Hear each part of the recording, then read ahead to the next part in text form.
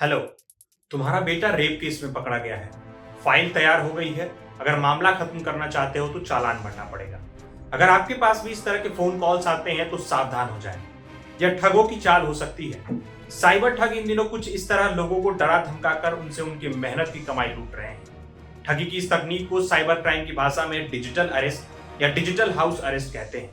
आज की इस वीडियो में हम इसी टॉपिक पर विस्तार से बात करने वाले हैं। नमस्कार, प्रभात खबर का डिजिटल प्लेटफॉर्म देख रहे हैं आप और मैं हूं अनिकेत कुमार।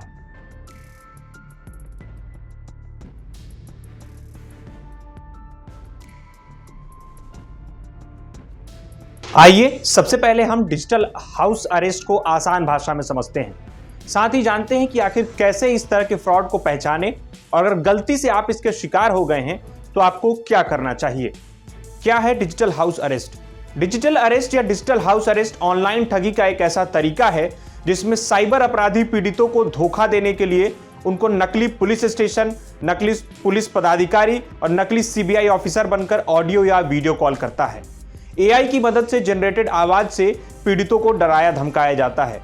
पीड़ितों को कहा जाता है कि आपका बेटा रेप या ड्रग्स के केस में पकड़ा गया है, इसको छुड़ाना चाहते हो तो इतने रुपए का चालान भरना होगा। डराने के लिए बैकग्राउंड में पिटाई जैसी आवाज भी सुनाई जाती है। ऐसे में पीड़ित डर जाता है और साइबर अपराधी के बताए हुए यूपीआई आईडी पर रुपए भेज देता है। इस तरह वह डिजिटल अरेस्ट का शिकार हो जाता है। इससे पहले कि हम डिजिटल अरेस्ट को और विस्तार से समझें, यहां इस बात को जान लेना बहुत जरूरी है कि कानून में डिजिटल अरेस्ट नाम का कोई शब्द नहीं है। डिजिटल अरेस्ट साइबर अपराधियों के द्वारा इस्तेमाल किया जाने वाला एक टर्म है।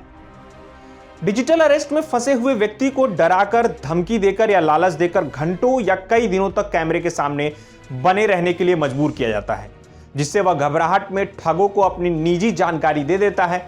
इसी का इस्तेमाल कर पीड़ित के अकाउंट से पैसा निकालना, उसके नाम से फर्जी काम करना या पैसे ट्रांसफर कराने जैसे ठगी को अंजाम दिया जाता है। अब समझते हैं डिजिटल अरेस्ट को कैसे पहचानें।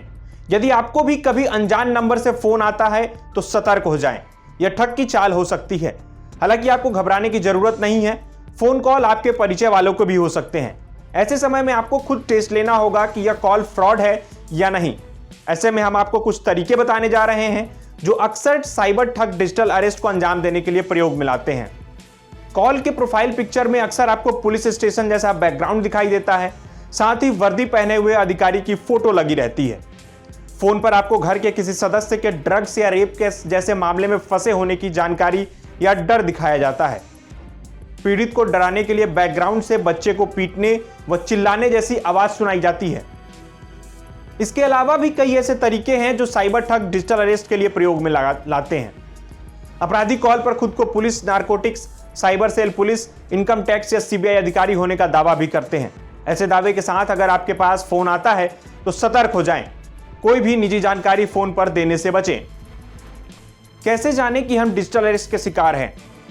इस प्रक्रिया की शुरुआत एक IVR यानी इंटरैक्टिव वॉइस रिस्पॉन्स कॉल, इसे आसान भाषा में समझे तो यह रोबोट द्वारा रिकॉर्ड किया गया कॉल होता है। इसमें आपके सिम या आधार कार्ड द्वारा अवैध कार्य होने की बात कही जाती है। इसके बाद आगे की जानकारी के लिए 9 दबाने को कहा जाता है। अगर आपने 9 दबा दिया तो समझिए डिजिटल अरेस्ट के दरवाजे पर आप पहुंच चुके हो।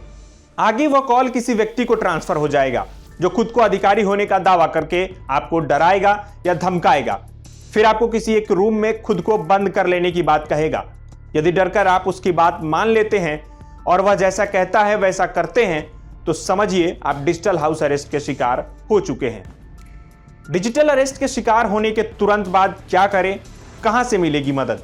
डिजिटल अरेस्ट के चंगुल में फंसे लोग अक्सर यह चाहते हैं कि कैसे भी हो यह मामला घर के बाहर नहीं जाना चाहिए।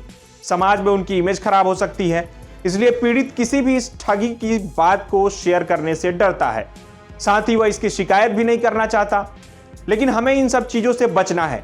अगर ऐसी डिजिटल अरेस्ट की स्थिति में आप हैं या न चाहते हुए भी कभी पड़ जाते हैं तो घबराएं नहीं, डरना बिल्कुल भी नहीं है। सबसे पहले आपको 1930, यहां स्क्रीन पर आपको दिख रहा होगा 1930, जो राष्ट्रीय साइबर अपराध हेल्पलाइन नंबर है, इस टोल फ्री नंबर पर अपने साथ हुए ठगी की शिकायत दर्ज कराएं। यहां आपको हर संभव मदद की जाएगी। इसके अलावा आप आधिकारिक वेबसाइट cybercrime.gov.in पर भी शिकायत दर्ज करा सकते हैं। इस वक्त जो आपके स्क्रीन पर वेबसाइट का एड्रेस दिख रहा है, इसे आप नोट कर लीजिए। इस पर जाकर आप उस नंबर के खिलाफ शिकायत दर्ज करा सकते हैं जिस नंबर से आपके साथ ठगी हुई है। इसके अलावा आप अपने नजदीकी थाने या साइबर थाने में आपके साथ हुए ठगी की शिकायत दर्ज करवा सकते हैं।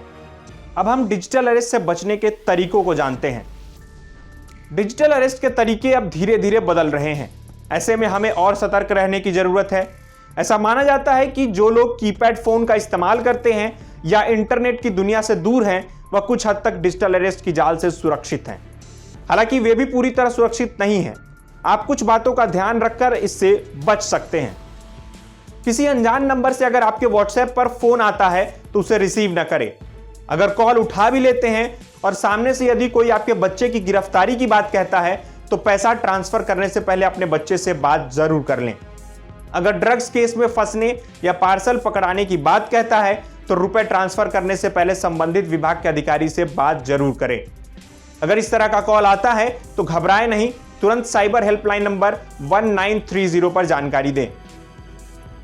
इससे बचने का सबसे आसान तरीका है आप अपने तरफ से कॉल डिस्कनेक्ट कर दें, यानी काट दें। इसके अलावा आप गलत जानकारी देकर भी ठगी से बच सकते हैं, यानी कि आप उसे क्रॉस चेक कर सकते हैं और उससे बच सकते हैं।